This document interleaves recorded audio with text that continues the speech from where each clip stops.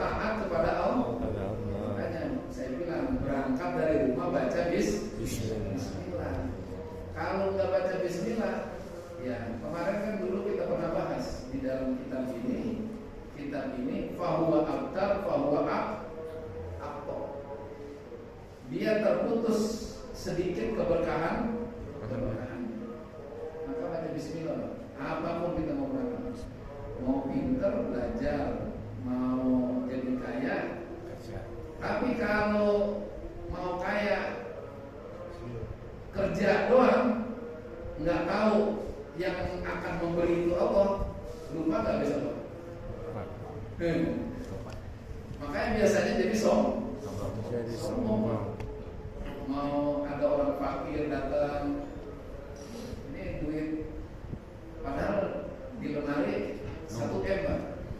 Ini di kantong 5.000 aja susah banget.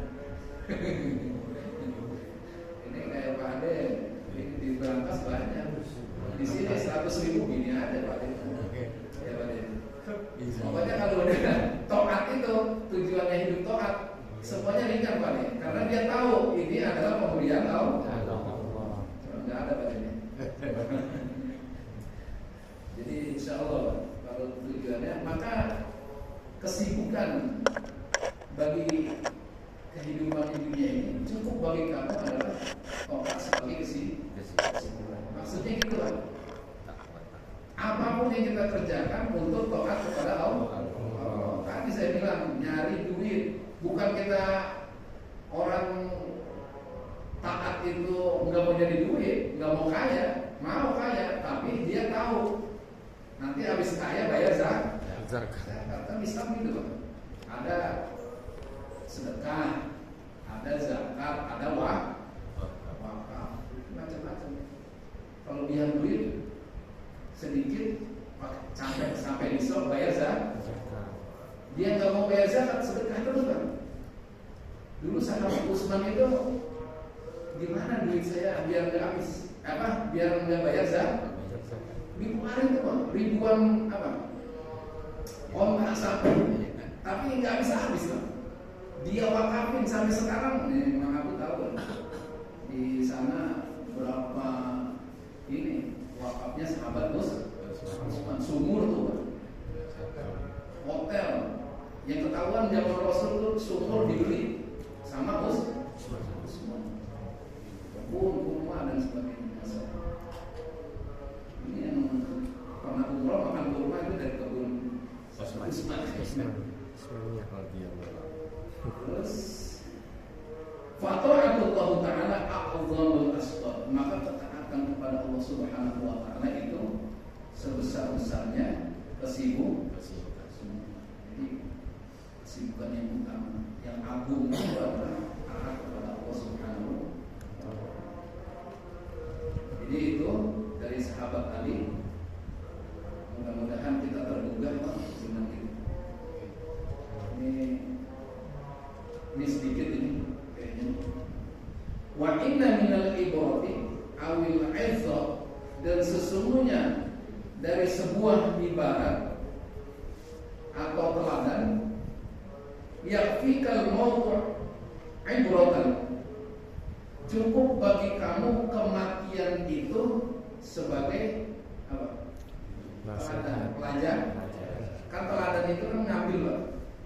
Misalnya Pak Guru jadi teladan. Kebaikan-kebaikannya kita ambil. Nah ini cukup bagi kamu mati itu sebagai teladan. Kafa bil mauti wa'idun. Cukup kematian itu sebagai pemberi peringatan. Itu ada hadisnya.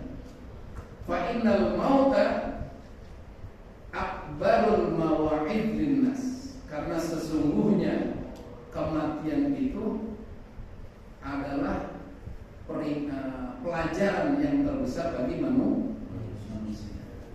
Tadi katanya sakit, itu ingatnya mati. Maka kita kalau lagi tahlilan yang kita tahu Pak, berkat apa? Kematian. Iya. Jadi berarti itu kan tuan rumah mau sedekah. Yang datang ingatnya berkat, bukan matinya, Pak. Ya pulang enteng, urusan enteng itu. Tapi yang penting itu kita ambil pelajaran adalah matinya itu, Pak. Coba, Pak, orang soleh, baik dan sebagainya. Apa yang kita ambil pelajaran dari kematian tersebut? Makanya kababil mauti wa itu. Hadithil ladzat, pemutus daripada kelezatan dunia. Orang kalau udah mati, kelezatan dunia itu ditinggal semua, Pak. Tapi dibawa nggak, Pak, ke kuburan? Nggak ada yang dibawa. Yang dia bawa yang sudah habis dia sedekah. Pak ini 10 juta. Itu habis kan menurut dia. Tetapi itu yang jadi modal bakal di akhirat sama-sama. Pak dia jangan begitu. Insyaallah. Baik, itu mungkin sedikit nanti makalah as-sadisah wallahu a'lam bishawab. Jadi ternyata nikmat yang terbaik apa? Iman, Islam. Kemudian kesibukan yang paling baik taat kepada Allah Subhanahu wa ta'ala. Peringatan yang terbaik adalah kematian. Bukan berkat, Pak ya. Atau Pak ini anti berkat apa gimana? Kalau anti berkat mendingan kalau anti tahlil berarti itu. Berkat digotong semua itu. Baik, ada yang nanya? Kalau enggak, kita cukupkan.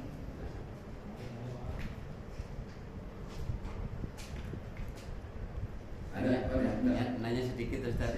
Assalamualaikum warahmatullahi wabarakatuh. Semoga Ustaz selalu dilindungi oleh Allah. Amin. Ya, pertanyaan saya begini Ustaz. Apakah wafijan? Ya. Wafijan Jandu Abdullah bin Dullah Husain lengkapnya. Bertempat tinggal di RT 11.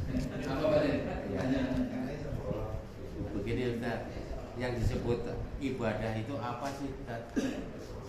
Apa yang disebut ibadah itu? Apakah ibadah itu hanya sholat aja atau apa dan sebagainya? Terus itu aja kali, satu aja. Ya. Iya. Wassalamualaikum warahmatullahi wabarakatuh.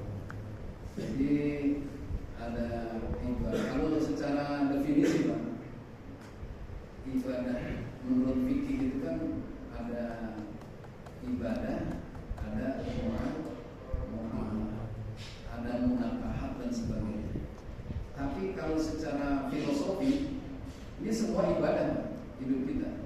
Dari kawin ini semuanya ibadah. Anta'budallaha ka'annaka tarahu wa'bud rabbaka hatta ya'tiyakal yaqin. Itu kita ibadah itu nyembah sebenarnya. Kalau secara bahasa Arab, semua yang kita lakukan sebagai persembahan kita kepada Allah Subhanahu wa ta'ala. Tapi kalau secara fikih dibagi lagi, ada ibadah, ada muamalah. Ibadah itu ya lebih spesifik, seperti kita sholat, kita zakat, kita sedekah, wakaf. Nanti ada muamalah, tapi secara spesifik juga muamalah ini seperti jual beli, dagang dan sebagainya. Itu perbedaan-perbedaannya. Tapi semuanya disebut ibadah kalau kita tadi mengikuti daripada perintah Allah Subhanahu wa ta'ala dan menghindari daripada larangan-larangan. Seperti muamalah, kita harus menghindari hal yang diharamkan, riba, gharar, ya, macam-macam itu. Jadi yang tidak jelas itu harus kita senang kepada yang makruh atau yang halal? Halal. Ini antara haram dengan halal ada makruh. Itu kalau orang tasawuf Pak, berusaha menghindarkan yang makruh. Tapi kalau orang pondok salaf namanya patok.